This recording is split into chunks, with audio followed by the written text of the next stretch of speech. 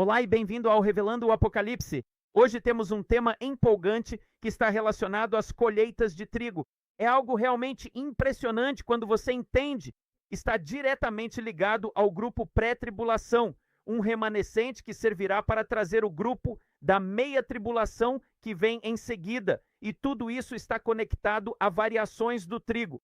O que vamos focar é em um grupo remanescente dentre esse grupo pré-tribulação, que vai permanecer para servir essa grande multidão da meia-tribulação até que eles entrem na grande multidão da meia-tribulação. Deixe-me mostrar um pouco disso para você. Em Lucas capítulo 12, nós já fizemos um estudo sobre isso, certo? Em Lucas capítulo 12, começando no versículo 35, vemos exatamente isso aqui. Você vai ver que há 3 grupos de trabalhadores nesta parte, porque há um grupo remanescente da noiva pré-tribulação, há um grupo remanescente da grande multidão da meia-tribulação e há um grupo remanescente do retorno pós-tribulação do Senhor, certo? Esses são 3 grupos, além de haver um grupo de apóstolos de João, mas dentro dos evangelhos sinópticos há 3 grupos que permanecem para servir ao Senhor. Veja em Lucas 12, 35. Estejam prontos e com as lâmpadas acesas. Sejam como quem espera o Senhor voltar do casamento, para abrir a porta assim que ele bater. Felizes os servos que o Senhor encontrar vigiando. Lhes digo que ele se preparará, os fará sentar à mesa e os servirá. Veja, essa é uma conversa que só acontece em Lucas capítulo 24, onde ele se senta com eles, se aproxima, os serve e come com eles, certo? Em Marcos, no final de Marcos, no capítulo 16, é muito diferente. Em Mateus, capítulo 28, é muito diferente. Temos ensinamentos sobre isso. E ouça o que diz no versículo 38. E se ele vier na segunda vigília? Por que você acha que existe uma segunda vigília? Porque a segunda vigília são os 144 mil que você vê sendo selados em Apocalipse 7 antes da grande multidão, da metade da tribulação. E eles vão servir durante o tempo das trombetas. E então, o que diz? Ou na terceira vigília. Então, quem poderia ser a terceira vigília? Isso, é claro, se refere às 12 tribos que vão servir ao Senhor durante o reinado milenar, quando ele retornar com os pés sobre a terra. Eles vão sair ensinando os caminhos do Senhor e eles representam os portões pelos quais todos vão entrar para vir adorar o Senhor durante o reinado milenar. É engraçado como isso funciona, né? É perfeito quando você entende. Mas eu quero focar nesse primeiro grupo remanescente, certo? Esse primeiro grupo que estará vigiando, com quem ele vai vir, sentar, comer e servir, certo? Porque esse grupo é de entre a noiva pré-tribulação, certo? Quem são eles? Bem, você vê aqui, eles se relacionam com Esmirna. De novo, já ensinamos sobre isso. Eles se relacionam com Esmirna e ouça o que é dito sobre Esmirna. Conheço as tuas obras, tribulação e pobreza, mas tu és rico. Não temas as coisas que hás de sofrer. Eis que o diabo lançará alguns de vós na prisão para que sejais provados, e tereis tribulação por 10 dias. Sê fiel até a morte, e eu te darei a coroa da vida. Quem tem ouvidos, ouça o que o Espírito diz às igrejas. O que vencer, de modo algum, sofrerá o dano da segunda morte. Então, o que você vai perceber aqui é que alguns de vocês serão lançados na prisão e alguns de vocês serão mortos, certo? Veja que no texto de Lucas 21, 36, o arrebatamento pré-tribulação ocorre antes de tudo isso começar. Então, o que diz? Resta um grupo. O que foi dito acima já começou. Ele já levou a noiva pré-tribulação e está voltando como o cavaleiro do cavalo branco no 8º dia para cumprir um período de 40 dias, como já ensinamos. Mas agora há um remanescente que está esperando por ele, que fazia parte da noiva, mas foi escolhido, que havia sido preparado e escolhido para permanecer e servir ao Senhor. Então veja o que acontece.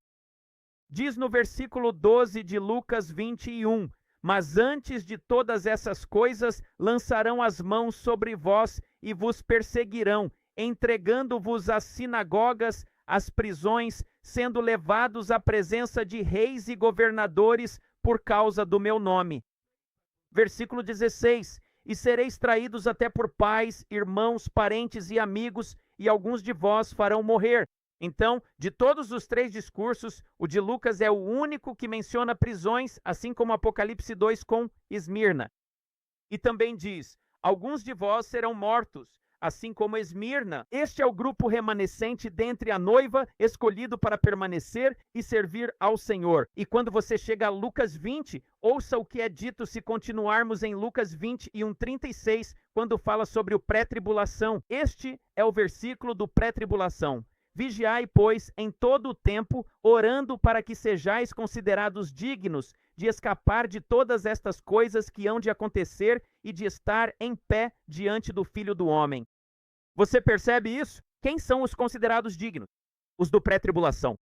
Quem são aqueles que vão permanecer para servir ao Senhor dentre os do pré-tribulação? Bem, veja isso. Nós os vemos em em Lucas capítulo 20, quando você tem a história que é diferente em Lucas, Marcos e Mateus. É fascinante quando você entende isso e por que existem essas diferenças. Mas na história da mulher que foi casada 7 vezes, e eles perguntam a Jesus de quem ela será esposa quando chegar ao céu. No versículo 35 de Lucas 20, ele diz: mas os que forem considerados dignos. Então, quem são esses? Esse é o grupo do pré-tribulação, entendeu? Mas os que forem considerados dignos de alcançar aquele mundo, certo? É para lá que eles vão no pré-tribulação, para o terceiro céu. E então você tem uma vírgula, e que significa uma parte separada, mas adicional à ressurreição dos mortos. Então, há um grupo que é considerado digno daquele mundo, que é o pré-tribulação, o terceiro céu, e há outro grupo que fará parte da ressurreição dos mortos. Você só vê isso na versão de Lucas, não em Marcos e nem em Mateus. Veja, eles são filhos de Deus, sendo filhos da ressurreição. Você também não vê isso em Marcos ou Mateus. Isso só está conectado ao pré-tribulação e a um remanescente dentre eles que servirá ao Senhor. E quanto a essa ressurreição dos mortos? Bem, veja onde ela se encaixa. Você viu isso em Esmirna, certo? Você viu que eles vão ser o quê? Diz que alguns deles serão mortos, e há alguns deles colocados na prisão, mas qual é a recompensa que eles vão receber? Diz que eles não serão atingidos pela segunda morte. Eles não serão atingidos pela segunda morte. Então vamos para Apocalipse 20 e vamos ver onde eles estão. Olhe para isso. Você tem aqueles que são as testemunhas do Senhor, sobre os quais você lê em Lucas capítulo 24. Eles colocaram suas vidas em risco. Eles foram decapitados por Cristo, por não aceitarem sua marca ou o versículo sendo a imagem e assim por diante. E o que acontece? Diz: e viveram e reinaram com Cristo por 1000 anos, mas os outros mortos não reviveram até que os 1000 anos se completassem. Esta é a primeira ressurreição. Bem-aventurado e santo é aquele que tem parte na primeira ressurreição. Sobre estes, a segunda morte não tem poder, mas serão sacerdotes de Deus e de Cristo e reinarão com ele por 1000 anos. Veja, eles participam da primeira ressurreição. Sobre estes, a segunda morte não tem poder. Este é aquele grupo do remanescente de Lucas dentre a noiva. Então agora preste atenção nisso. Na história de Lia e Raquel, ok, provavelmente vou fazer outros ensinamentos detalhando partes disso também. Então, na história de Gênesis 29, Jacó trabalha esperando receber Raquel, e ele trabalha por 7 anos. Mas ao final desses 7 anos, ele não recebe Raquel. Ele acaba ficando com Lia, e obviamente fica muito chateado com isso. Mas o que descobrimos com Labão, seu sogro? Descobrimos que ele não tem permissão para dar a mais nova Raquel, certo? Ou a pessoa mais nova, né? A mais nova Raquel antes da primogênita, que é a mais velha. Então é como se o novo fosse o mais jovem e o velho fosse o primogênito, certo? Eu não posso te dar a nova ou a mais jovem antes da mais velha ou da primogênita.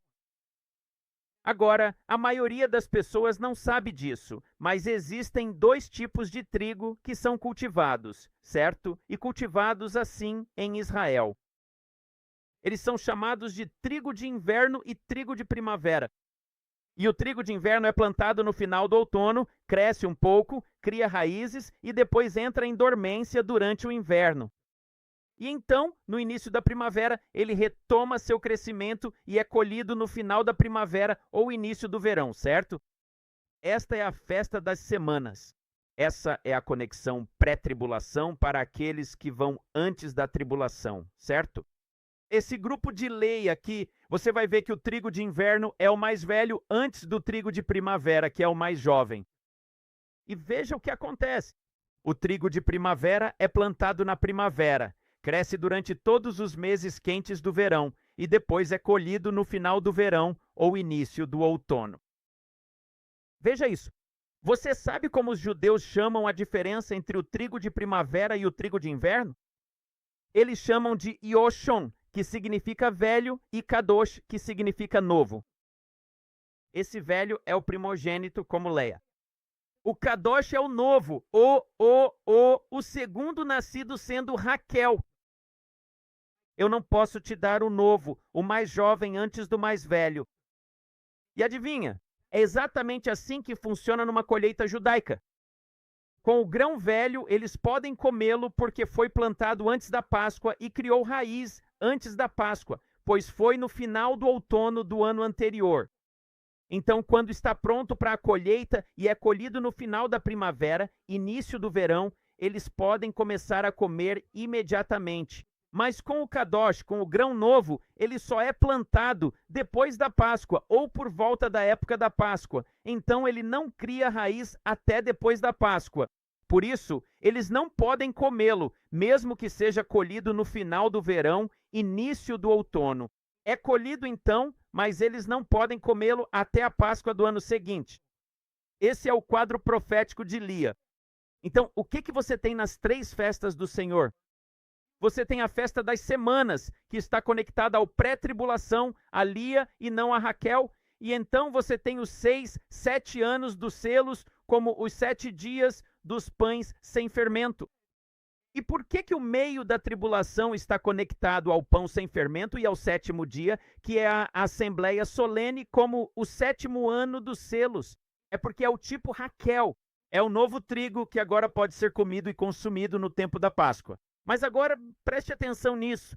Você sabia que o trigo de inverno de Lia é mais do que apenas uma cultura comercial? Veja, a palavra ou o termo para cultura comercial aqui, essa cultura comercial é como o que Cristo pagou. É o preço que Cristo pagou na cruz. É aquilo que é pago e comprado através da colheita e que as fazendas trabalham para isso e vendem para obter lucro e assim por diante. Mas você sabe o que mais vem de um trigo de inverno, assim como o pré-tribulação e um grupo remanescente de trabalhadores? Existe outra chamada de cultura de cobertura, e a cultura de cobertura é usada para ser cortada, de modo que fornece nutrientes e força para a colheita que vem depois. Não é incrível? É chamada de cultura de cobertura, e ouça isso enquanto eu termino. As culturas de cobertura são plantas que são plantadas para cobrir o solo e não com o propósito de serem colhidas. Elas servem para controlar a erosão e assim por diante. As culturas de cobertura aumentam a atividade microbiana no solo para torná-lo mais nutritivo. As culturas de cobertura reduzem a poluição da água e os riscos. Culturas de cobertura, ouça isso, podem ser uma cultura de entre-safra, plantada após a colheita da cultura principal, a cultura comercial. Então, a cultura comercial vai primeiro e depois você tem a cultura de cobertura que permanece. Agora, ouça isso. As culturas de cobertura são culturas de proteção, pois aumentam a sobrevivência da principal cultura a ser colhida e muitas vezes são cultivadas durante o inverno, assim como Lia. Elas são uma porção como o remanescente que é mantido para servir ao Senhor, colocando suas vidas em risco e pagando o preço para trazer a próxima colheita. Eu oro para que isso te abençoe. Tchau por enquanto.